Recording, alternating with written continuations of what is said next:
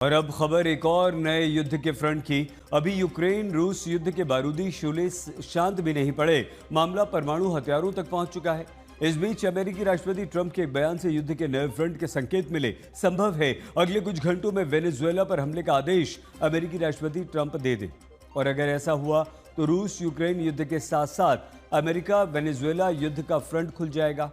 क्या अमेरिका रूस के साथ साथ वेनेजुएला पर हमले की तैयारी कर चुका है? यूक्रेन रूस के बाद एक और युद्ध करीब है। वेनेजुएला पर हमले का ऑर्डर दे चुके हैं ट्रंप।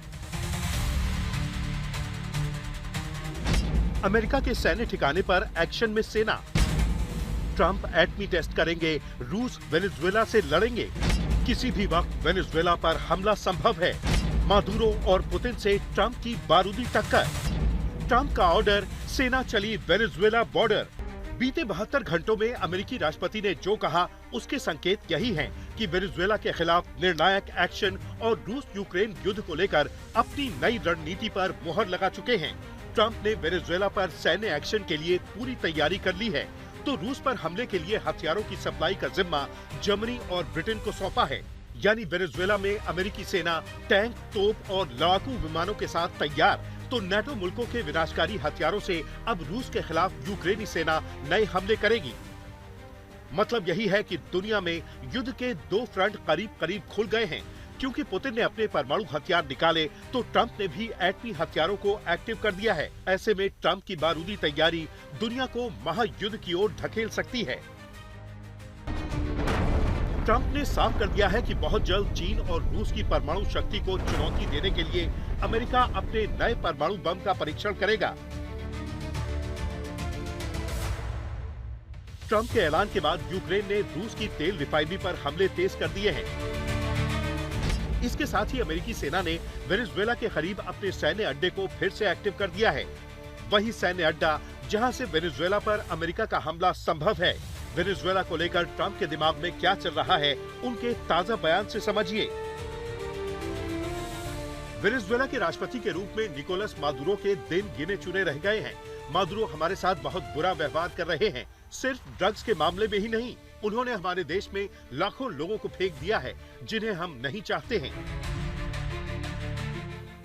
वेनेजुएला के राष्ट्रपति मादुरो पर ट्रंप की टिप्पणी उस वक्त आई है जब अमेरिका ने कैरिबियन में अपने सबसे बड़े सैन्य ठिकाने को एक्टिव किया है। बीते 35 सालों से कैरिबियन का सैन्य ठिकाना बंद पड़ा था, लेकिन वेनेजुएला से बढ़ते तनाव को देखते हुए ट्रंप ने सैन्य ठिकाने को अपग्रेड किया है।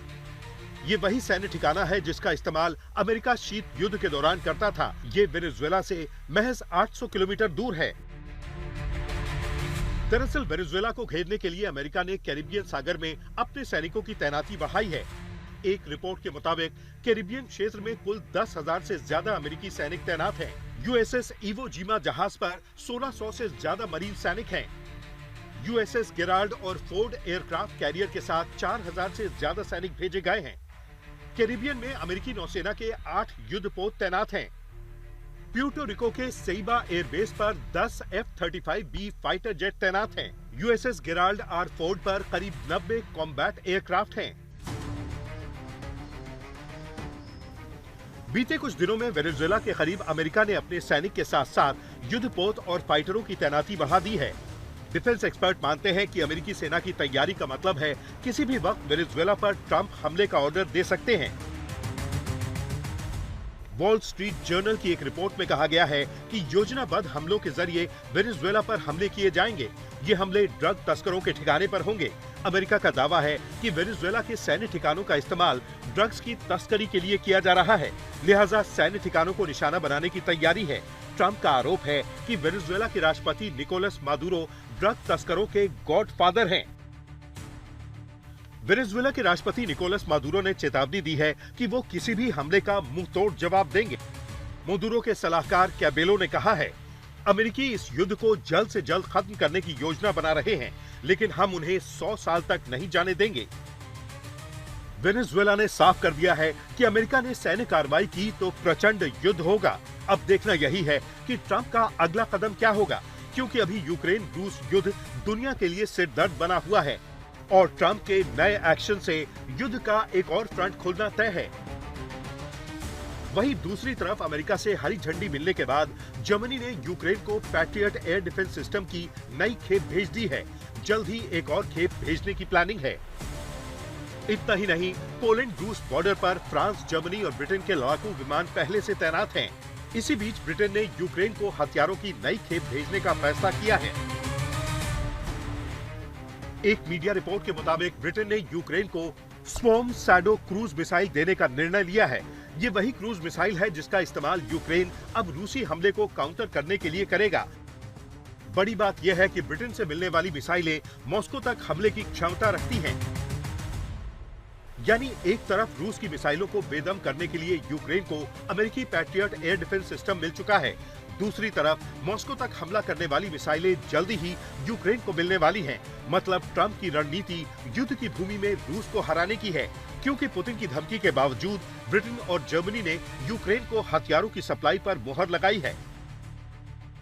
पुतिन ने चंद दिन पहले परमाणु मिसाइल सिस्टम और अंडर वाटर परमाणु ड्रोन का सफल परीक्षण किया था। पुतिन ने एटमी हथियारों के परीक्षण से अमेरिका और नेटो पर दबाव बनाने की कोशिश की थी, लेकिन ट्रंप ने नए परमाणु बम के परीक्षण का आदेश देकर पुतिन को संदेश दिया है, अगर नौबत परमाणु युद्ध तक आई तो अमेरिका भी विनाशक हथियारों के साथ तैयार है। आज तक ब्यूरो।